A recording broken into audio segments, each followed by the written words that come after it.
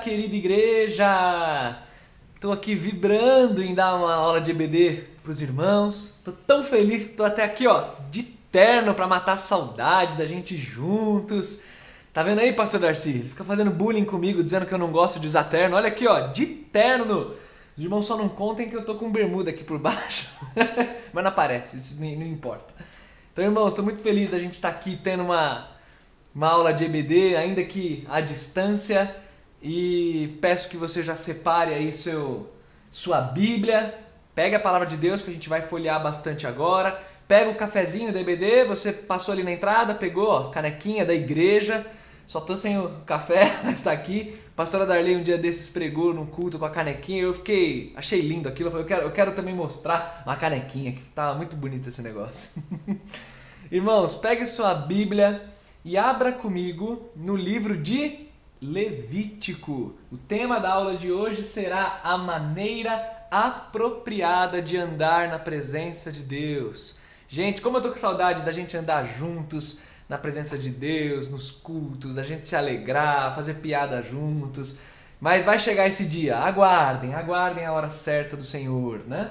Então, a maneira apropriada de andar na presença de Deus. Por que eu escolhi o livro de Levítico? Porque é um livro pouco conhecido da Bíblia, então hoje a gente vai fazer um panorama rápido de Levítico e porque ele fala bastante sobre santidade e sobre, de fato, andar na presença de Deus. Então, abriu aí em Levítico? Tá preparado? Vamos lá então, vamos começar pelo nome do livro. Uma coisa que não vamos admitir daqui pra frente, que ninguém chame esse livro de Levíticos, no plural, Levíticos. O nome do livro é Levítico, no singular, tá bom? Em inglês que tem esse S, em português não, então que ninguém mais se refira a esse livro dessa maneira, hein? E por que chama Levítico? Porque é uma tradução da Septuaginta. Septuaginta é quando o Antigo Testamento hebraico foi traduzido para o grego. E aí, no grego, né, da Septuaginta, o nome desse livro era esse, que em português a gente traduziu então para Levítico, que significa relativo aos levitas ou aos sacerdotes. É por isso que tem esse nome. E ele é um nome interessante, porque tem algumas coisas sobre sacerdote de fato no livro, mas o livro abrange coisas muito maiores do que apenas as leis sobre os sacerdotes. Então é um nome que não é totalmente preciso. O nome original do livro, o nome hebraico, é Vaikra, que significa literalmente e chamou. É a primeira palavra do livro, Levítico 1, verso 1. Chamou o Senhor a Moisés. Então eles tinham esse hábito, né? Os nomes hebraicos do Pentateuco são as primeiras expressões do livro. E esse nome, Vaikra, que significa chamou, ele é um nome interessante porque ele já deixa uma pista para nós do que o livro vai nos contar, que é esse chamado do Senhor para Moisés e para o povo à santidade. Então esse é o nome do livro, né?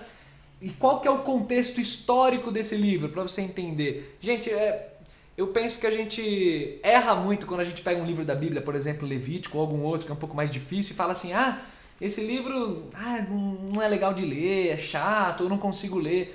Eu gosto de brincar dizendo que a gente aborda de maneira errada o livro, porque as nossas expectativas é que estão erradas. Sabe, Levítico não é de fato um livro para você que teve um dia difícil no trabalho, saiu lá tarde, o chefe falou um monte de coisa, aí você pega, puxa, preciso de uma palavra para acalmar meu coração. Sabe, aí você abre Levítico e lê a úlcera que brotou de não sei o que, aí você fala, não, meu Deus, Senhor, eu quero uma palavra. Aí você quer ler um salmo, você quer ler uma palavra mais devocional. Levítico, ele tem trechos devocionais, mas ele é um livro rigorosamente técnico, né? Ele é um livro legal. Legal no sentido de lei. E legal também de divertido. Quando você pega do jeito certo, que é estudar. Então você pega esse livro e estuda. Então eu te sugiro que você pegue uma Bíblia de estudos, aquelas que tem nota de rodapé. Se você não tem ainda, compra. Sabe? E estuda esse livro. Entende como que ele funciona. Porque ele é a estrutura legal do povo judeu. Então ele tem muitas leis, muitas orientações específicas para o povo e que dizem respeito a nós também quando lidas de maneira certa e com o devido filtro, né? Então é um livro muito gostoso. Então agora nunca mais pule, sabe? Levítico vai pulando aqueles negócios. Estude o livro, é um livro para ser estudado. Então vamos lá. Então o livro ele compreende que período? O povo acabou de sair do Egito, Só para você se situar, né? O livro anterior a Levítico é o livro de Êxodo. O povo saiu do Egito e até a metade do livro de Êxodo, que é o capítulo 19, é um trecho histórico, né? Então está sendo relatada a saída do povo lá do Egito e tal, e eles chegam ao Monte Sinai. No 19 de Êxodo, eles acampam no Monte Sinai. E ali eles vão permanecer até o final do livro de Êxodo.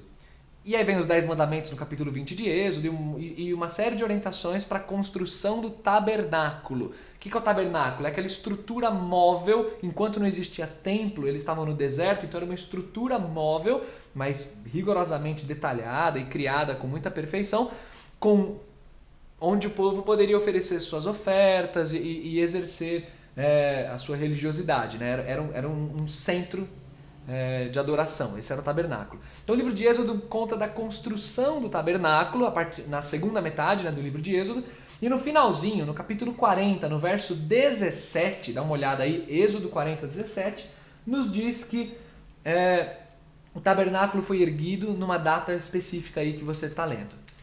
Nesse momento a narrativa para. O livro de Êxodo termina com a glória do Senhor enchendo o tabernáculo e se alegrando porque o povo construiu do jeito que Deus mandou. O livro de Êxodo termina aí. Quando que a narrativa vai ser retomada? Só lá na frente, no livro de Números.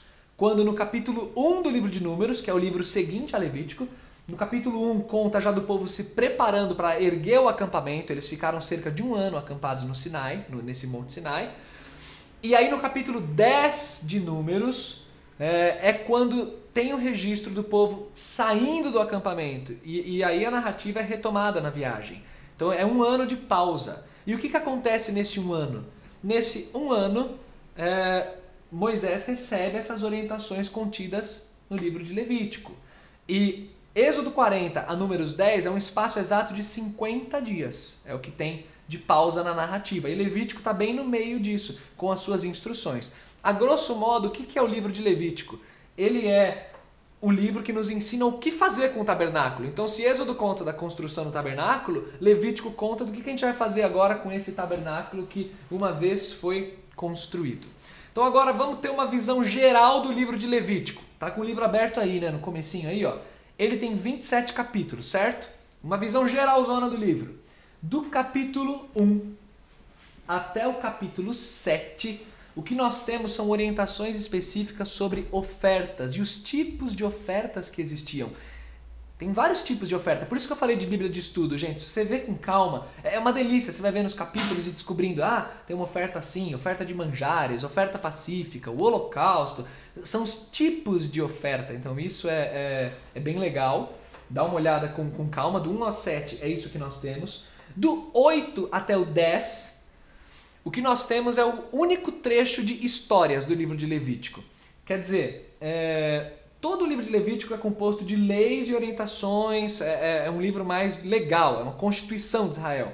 Mas do 8 a 10 é um trecho que tem histórias. E esse trecho nos conta sobre a consagração dos sacerdotes, que era a família de Arão, né, da tribo dos levitas. Por isso que o livro, no nome grego dele, é Levítico, né?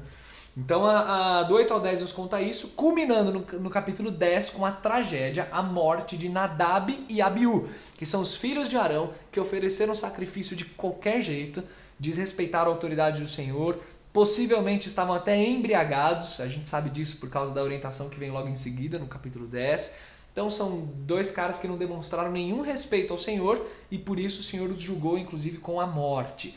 Então é o único trecho narrativo aí do livro. E qual que é a importância dessa narrativa, né? É nos relembrar da santidade de Deus. Você não pode servir a Deus de qualquer jeito. Por isso que tem esse relato. E do capítulo 11 até o final do livro, até o capítulo 27, tem diversas leis a respeito de diversos temas específicos. Qual que é um grande tema que salta das páginas do livro de Levítico? Santidade, gente. Santidade é um grande tema. Por isso que o título dessa aula é A Maneira Apropriada de Andar na Presença de Deus. O livro de Levítico nos mostra que Deus é aquele Deus soberano, transcendente, acima de tudo e todos, mas Ele também é o Deus que anda no nosso meio, Ele anda entre nós, Ele convive conosco e Ele exige então de nós santidade. Por isso que é um tema que salta das páginas. Você vai sempre ver isso, a preocupação que o Senhor tem com que tudo seja rigorosamente obedecido e que a santidade dele seja honrada. Abra comigo 2 versículos centrais aí do livro de Levítico. Um deles, lá no capítulo 11, abre aí, no verso 45, quando diz o seguinte: Eu sou o Senhor, que vos faço subir da terra do Egito, para que eu seja vosso Deus. Portanto, vós sereis santos, porque eu sou santo. Semelhantemente, no capítulo 19, pula algumas páginas aí, capítulo 19 de Levítico, aqui no verso 2, diz assim: Fala a toda a congregação dos filhos de Israel e dize-lhes: Santos sereis, porque eu, o Senhor, vosso Deus, sou santo. Então isso salta das páginas do livro. Deus tirou o povo do Egito. Agora, como se diz popularmente, né? Isso já virou um jargão até popular, Deus tinha que tirar o Egito do coração do povo. E esse é o trabalho que ele faz com as leis e com as orientações específicas que ele traz. E, gente, as orientações são muito específicas. É muito legal de você ver, de você aprender, ver como que Deus se importa com a obediência dada em detalhes. O que é muito legal é aquela orientação que tem lá no capítulo 13 e 14 sobre lepra, né? Que é um termo geral para doenças de pele. Antes dessa pandemia, a gente olha para isso e acha até cruel, né, o que acontecia, né? Porque tem uma descrição até de tipos e tipos de lepra, o livro vai falar, mas você tinha a pessoa que era acometida de doenças assim, que eram potencialmente contagiosas, elas eram excluídas do arraial, né, do acampamento, e elas tinham que anunciar, no capítulo 13 mostra isso, que elas tinham que gritar quando estivessem se aproximando: impuro no arraial, impuro, imundo. E você olha isso e fala: gente, que crueldade, o que é isso? Agora, olha a época que a gente está vivendo, uma época de contágio, de pandemia. Esse livro foi escrito há milhares de anos atrás, e olha a inteligência de Deus ao lidar com essas questões contagiosas. Hoje, a gente tem que tomar muito cuidado com esse contágio. A gente entende por que Deus era tão rigoroso assim, ainda mais num mundo que não tinha uma medicina avançada como o nosso. Esses dias eu tive que levar uma coisa na portaria do prédio dos meus pais, eu deixei lá, aí eu entrei na garagem, eles desceram só para me ver assim pelo carro, e aí meu pai queria ver a Alice no banco de trás, ele só se aproximou, um pouquinho que ele se aproximou, minha mãe gritou assim: sai daí, não se aproxima não, se aproxima dele não. Eu me senti o leproso aqui de Levítico, né? Imundo, imundo. Mas é necessário, são medidas necessárias nesse tempo que a gente está vivendo. Então a gente vê a inteligência de Deus. Um tema que aparece muito no livro de Levítico é, na parte inicial, essa questão das ofertas e dos sacrifícios, né? E por que a gente tem isso? Por que tem essas orientações específicas e como entender esses sacrifícios de animais à luz do Novo Testamento, que Jesus já veio e morreu por nós? Como é que eu devo entender? Sabe assim, talvez você fique meio: pastor, tem um monte de coisa que eu não consigo entender direito puxa, como é que funciona isso? Hoje, por que a gente não faz mais isso e tal?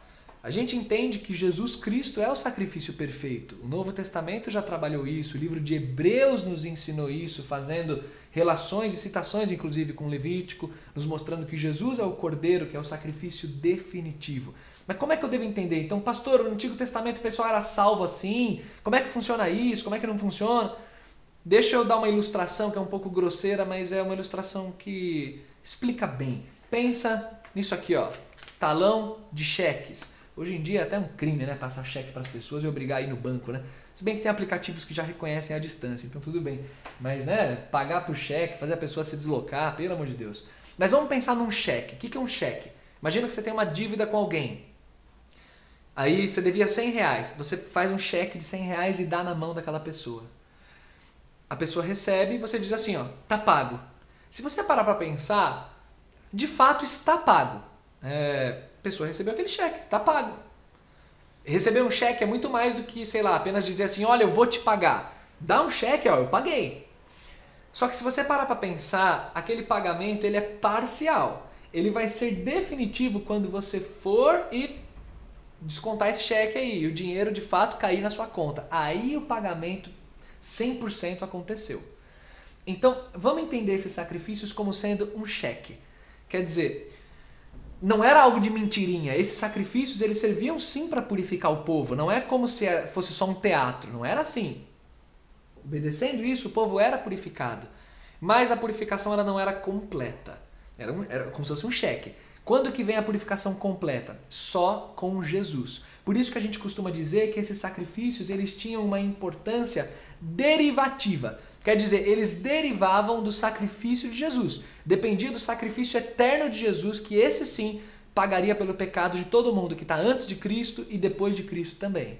Então, esses sacrifícios, eles apontavam para o sacrifício de Jesus. Eles eram eficazes naquele momento, assim como você recebeu um cheque, mas a sua eficácia 100% só se daria com o sacrifício do Senhor Jesus Cristo.